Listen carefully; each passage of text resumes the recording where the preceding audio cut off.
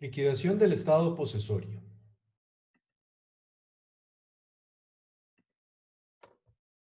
Un poseedor puede ser sustituido por otro. Y es esta la razón por la cual se liquida el estado posesorio. Las razones de sustitución, porque por algún motivo se deja de ser poseedor. Hay una finalización de un contrato de arrendamiento, por ejemplo. Se es poseedor y hay un término. Entonces, en el ejemplo que les estoy dando de arrendamiento, pues claro que se liquida el estado posesorio, porque el arrendatario deja de ser poseedor porque ha finalizado el contrato, pero con base en esa finalización, con base en lo estipulado en ese contrato y con base en los elementos que vamos a indicar, podrá liquidarse el estado posesorio. Podrá pagarse por mejoras, por ejemplo. Podrá pagarse alguna liquidación de daños y perjuicios, por ejemplo. Y la otra razón de sustitución es porque otro tiene un mejor derecho de posesión. Por ejemplo, hay un ganancioso en una acción reivindicatoria. Entonces, alguien viene poseyendo, se le establece una acción reivindicatoria en su contra, esa persona que está poseyendo pierde el proceso y tiene derecho entonces a liquidar ese estado posesorio. ¿Qué significa esto? A cobrar daños y perjuicios, a cobrar por las mejoras realizadas, a cobrar por una serie de elementos que se van a determinar si se presentan o no en esa posesión y van a depender de si la posesión es de buena o de mala fe. ¿Qué razones hay para que se dé una sustitución posesoria? Debemos revisar los artículos 316 y siguientes del Código Civil. Todo propietario tiene la facultad de reclamar en juicio la cosa objeto de su propiedad y el libre goce de todos y cada uno de los derechos que éste comprende. Este es un artículo base de la liquidación del estado posesorio. El artículo 317 indica, el poseedor de cualquier clase que sea, tiene también derecho a reclamar la posesión de que ha sido indebidamente privado y una vez repuesto de ella se considera, para los efectos de prescribir, como si no hubiese sido desposeído. Entonces se da la sustitución posesoria porque un propietario ha establecido un juicio a efectos de recuperar su propiedad o el libre goce de todos y cada uno de los derechos que tiene como propietario. Y al recuperar la propiedad, se liquida el estado posesorio de quien estaba poseyendo. Lo mismo sucede con el poseedor de cualquier clase que sea. Así entonces, repito, lo indican los artículos 316 y 317 del Código Civil costarricense. Pero, ¿qué es la liquidación del estado posesorio? Es el conjunto de actos que sirven para determinar, en el momento en que se extingue el hecho posesorio o se extingue esa posesión de parte de alguien, los derechos y las obligaciones que afectan al propietario y al poseedor en relación con la cosa poseída.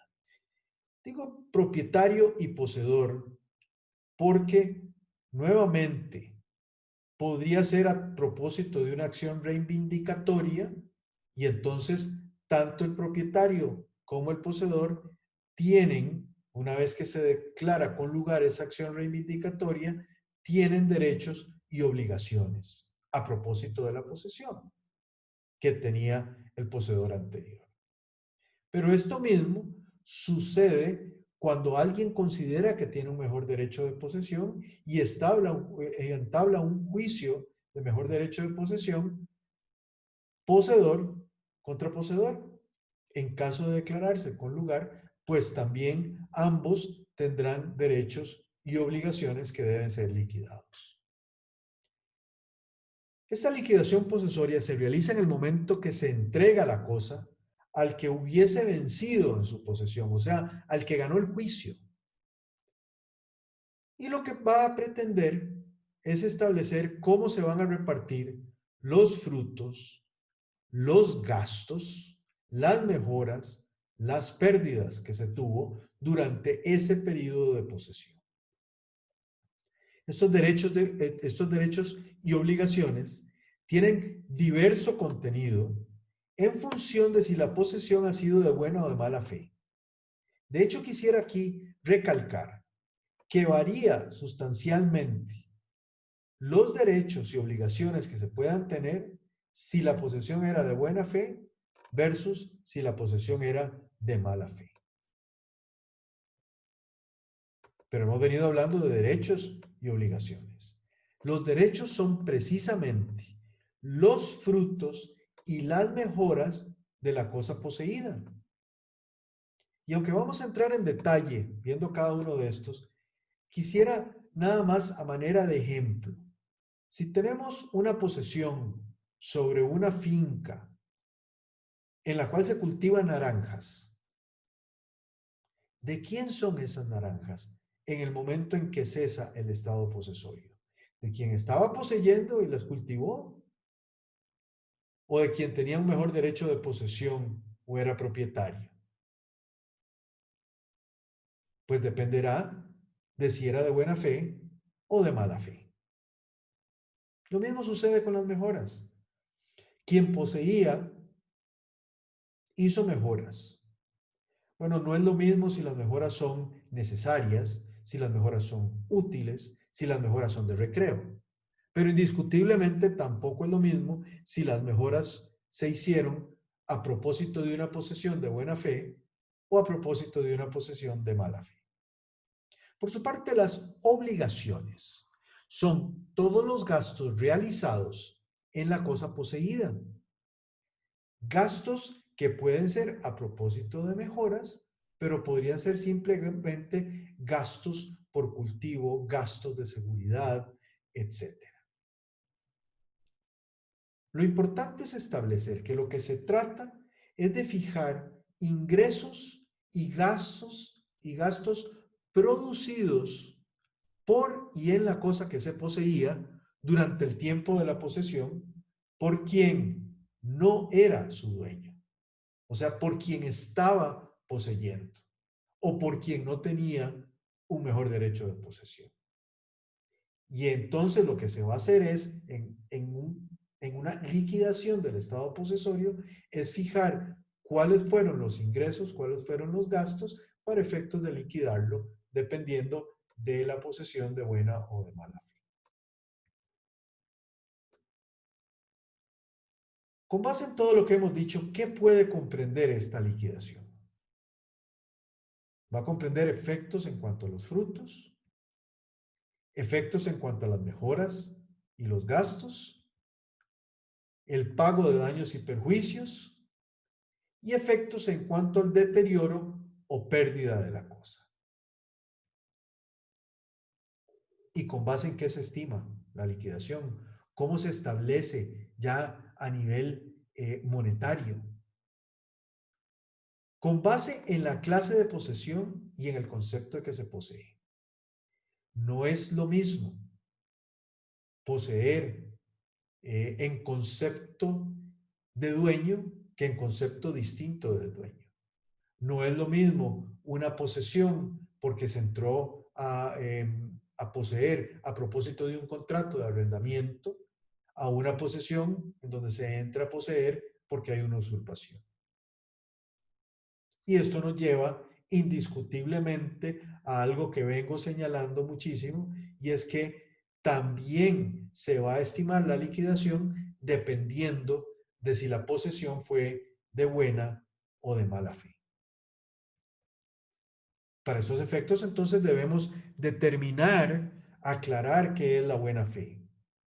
Aspectos que se ven a través de todo el proceso del derecho de posesión. porque la buena fe no solo es para efectos de liquidación del estado posesorio, sino que también para otros efectos como puede ser la prescripción positiva. La buena fe puede verse en sentido objetivo y en sentido subjetivo. En sentido objetivo, el legislador establece los efectos que ha de tener la posesión en las diversas hipótesis que se puedan presentar. En sentido subjetivo, se cataloga un determinado comportamiento del sujeto. El artículo 285 del Código Civil nuevamente indica: en todos los casos en que la ley exige posesión de buena fe, se considera poseedor de buena fe al que en el acto de la toma de posesión creía tener derecho de poseer. Vamos a este primer punto. Creía tener derecho de poseer. Entonces vamos a hablar de dos elementos acá. Por un lado es la intención y por otro lado es la creencia, lo cual son cosas diferentes. No es lo mismo la intención que la creencia. Y vean que aquí estamos hablando de creía, no que se comportaba como, sino que creía.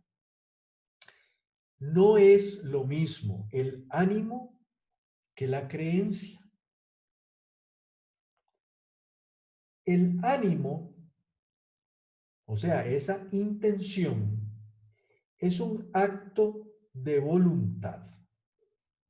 Lo importante es determinar si la persona intenta o cree. La creencia es un acto de inteligencia. Quiere decir que además de una intención, entiende, se dirige, se comporta, impulsa sus movimientos hacia un fin. Cree firmemente en algo. ¿Y cuál es ese algo en este caso? Que el poseedor tiene derecho de poseer. Cree firmemente, se comporta desde la perspectiva de la inteligencia como si tuviese el derecho de poseer. Pero pasamos a un segundo escenario. Si había motivo suficiente para que dudara corresponderle el derecho de poseer, no se va a considerar como poseedor de buena fe. Pero no lo aclara al decir, si en un principio es de buena fe, no va a perder ese carácter por el solo hecho de que el poseedor dude posteriormente de la legitimidad de su derecho. O sea, en otras palabras, que si hay duda, no se elimina la buena fe. Pero finalmente el artículo nos dice, cesa de ser de buena fe. O sea, ¿en qué momento se acaba la buena fe? Se acaba en el momento de que se tiene certeza de que se posee indebidamente. ¿Por qué? Porque estamos hablando de un acto de inteligencia, de creencia, no de intención, sino de creencia. Entonces, si ya creo firmemente, porque estoy seguro, porque tengo certidumbre, creo firmemente de que no tengo el derecho de poseer, pues en ese momento cesa la buena fe. Pero también cesa desde la notificación de la demanda en que otro reclame el derecho de poseer. En caso de un mejor derecho de posesión o de una acción reivindicatoria, El Código Civil costarricense indica que va a cesar la buena fe en el momento en que se reclama el derecho de poseer y se notifica. Sin embargo, parte de la doctrina y la jurisprudencia han establecido que realmente no es desde la notificación, porque aun cuando se notifique, no necesariamente se tiene la certidumbre de que se posee indebidamente, porque el proceso perfectamente podría ganarse y por tanto, aun cuando se haya notificado, realmente es hasta la sentencia en donde habría o no una certidumbre de que se posee indebidamente. La buena fe en Costa Rica, que establece un sistema objetivo, tiene ciertos principios. Es poseedor de buena fe el que al momento de la toma de posesión creía tener derecho a poseer. Como lo acabo de explicar, hay creencia de que se tiene derecho a poseer. Un segundo principio nos indica que no hay buena fe si hay duda en el sujeto. Sin embargo, como lo hemos explicado, si se entró a poseer de buena fe, se va a mantener esa buena fe hasta que haya certeza de que no se tiene la buena fe. Perdón, no solo que no se tiene la buena fe, sino más bien que no se tiene el derecho de posesión.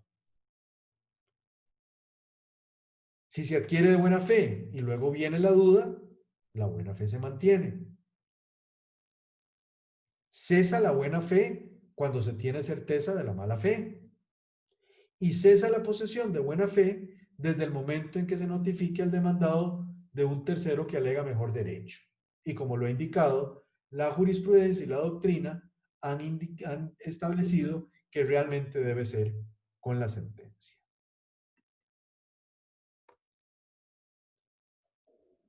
También debemos indicar la presunción.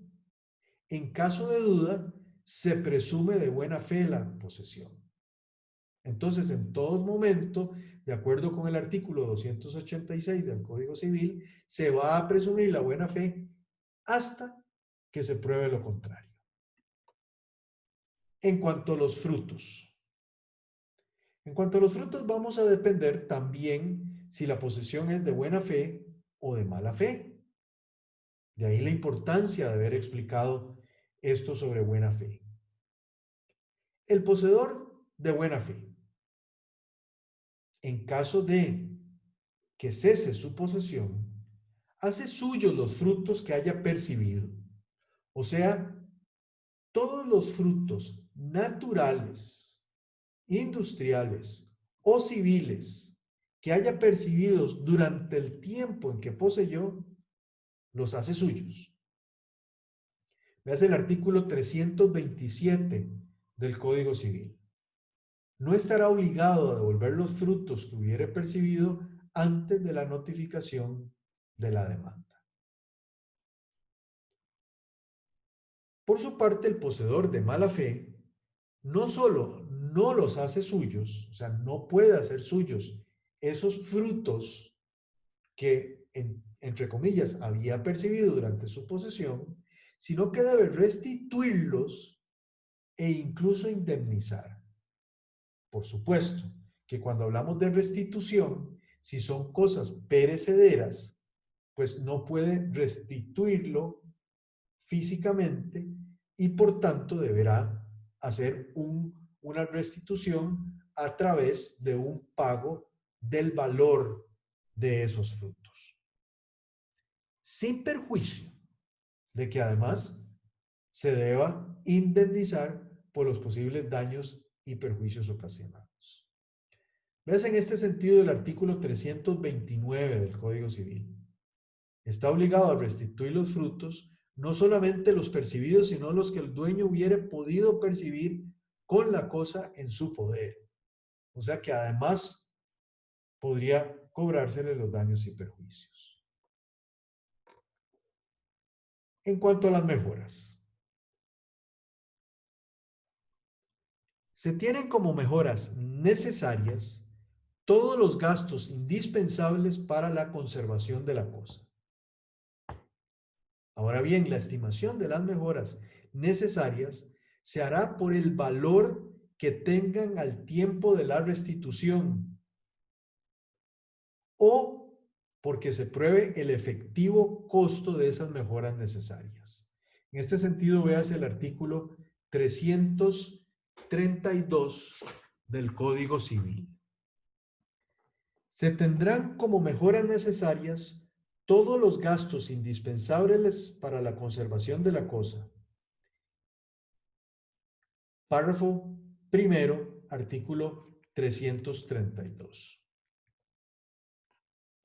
En cuanto a las mejoras útiles, son todas aquellas que han aumentado el valor de la cosa. Y las mejoras útiles se estimarán por lo que valgan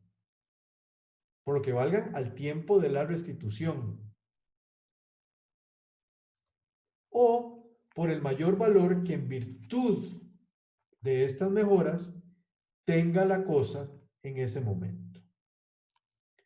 El artículo 332 del Código Civil establece que son útiles las que hayan aumentado el valor venal de la cosa.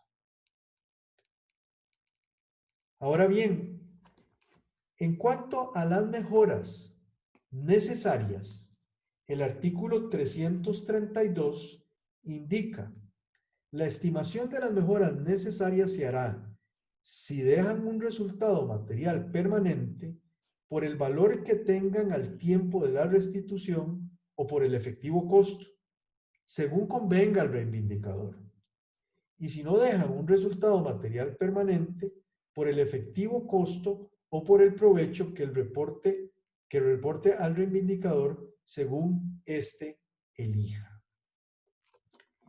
Por su parte, el mismo artículo 332 en relación con las mejoras útiles indica: las mejoras útiles respecto del poseedor de buena fe se estimarán por lo que valgan al tiempo de la restitución las obras en que consistan las mejoras o por el mayor valor que en virtud de éstas tengan la cosa en dicho tiempo, siempre a elección del reivindicador. En cuanto a la liquidación de gastos y mejoras, evidentemente no son lo mismo las mejoras necesarias que las mejoras de lujo. El artículo 328, en lo que interesa, dice que tendrá derecho el poseedor de buena fe a que el reivindicador le pague las mejoras necesarias. El poseedor de buena fe podrá retirar los materiales de puro adorno mientras sea sin detrimento de lo reivindicado. Entonces es el artículo 328 el que nos va a indicar qué sucede, cuál es la diferencia entre las mejoras necesarias y las mejoras de lujo,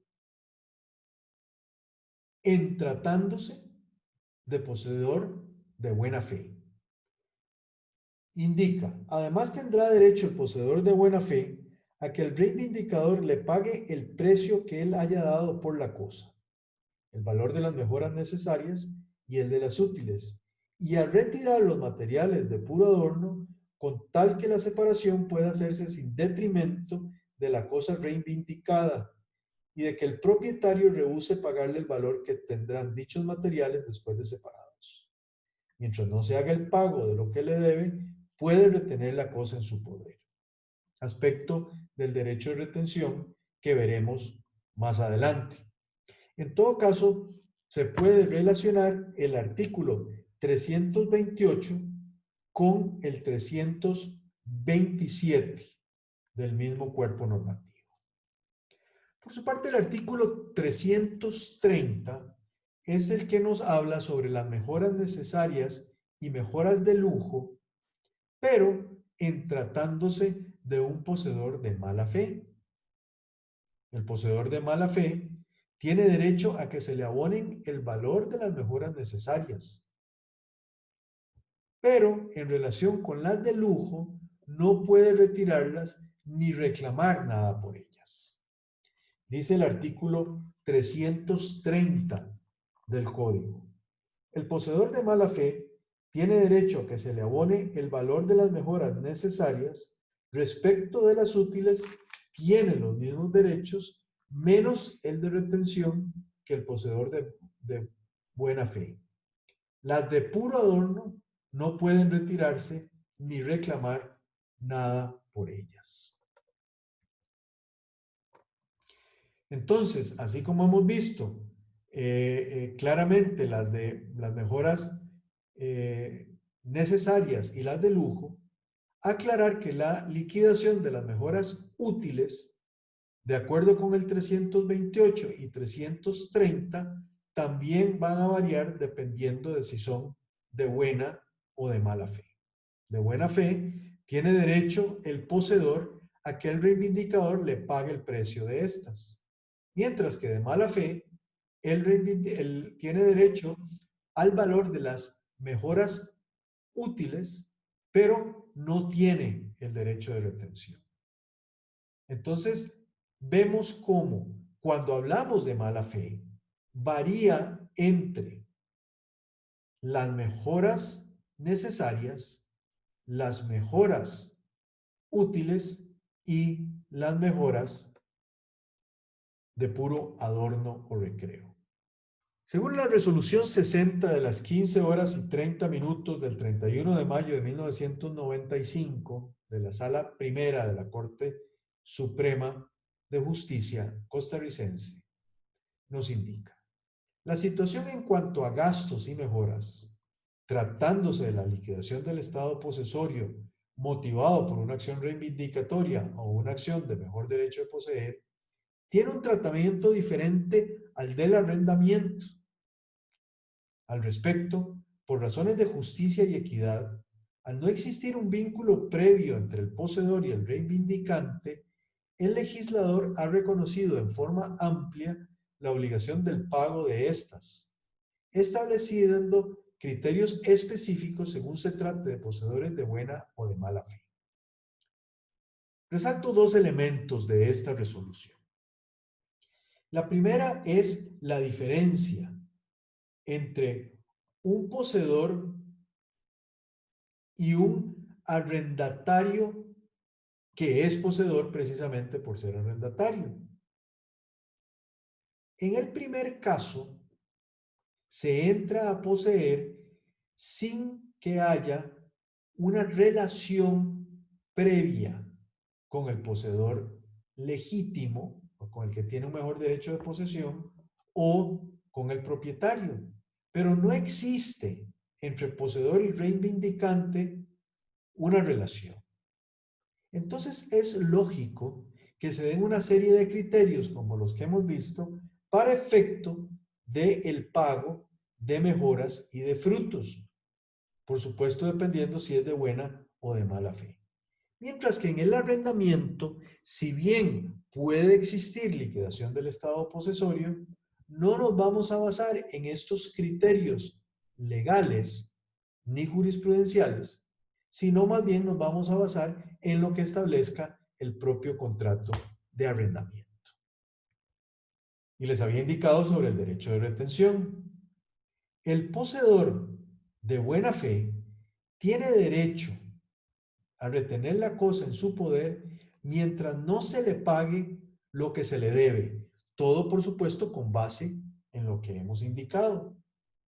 Por su parte, el poseedor de mala fe únicamente tiene derecho de retención respecto a las mejoras necesarias. De lo contrario, no tiene el derecho de retención aun cuando no se le haya pagado. Tenemos también la posibilidad de la liquidación de daños y perjuicios, que también va a variar en tratándose de un poseedor de buena fe versus un poseedor de mala fe. El poseedor de buena fe que deba restituir alguna cosa no está obligado al pago de daños y perjuicios. Esto lo establece claramente el artículo 327 del Código Civil costarricense.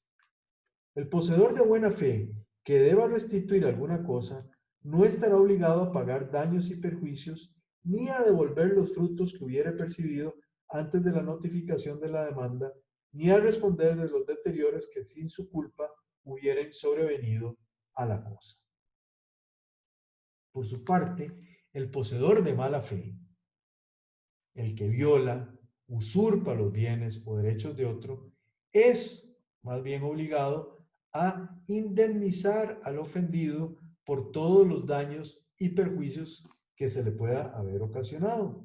Así lo indica el artículo 324 del Código Civil.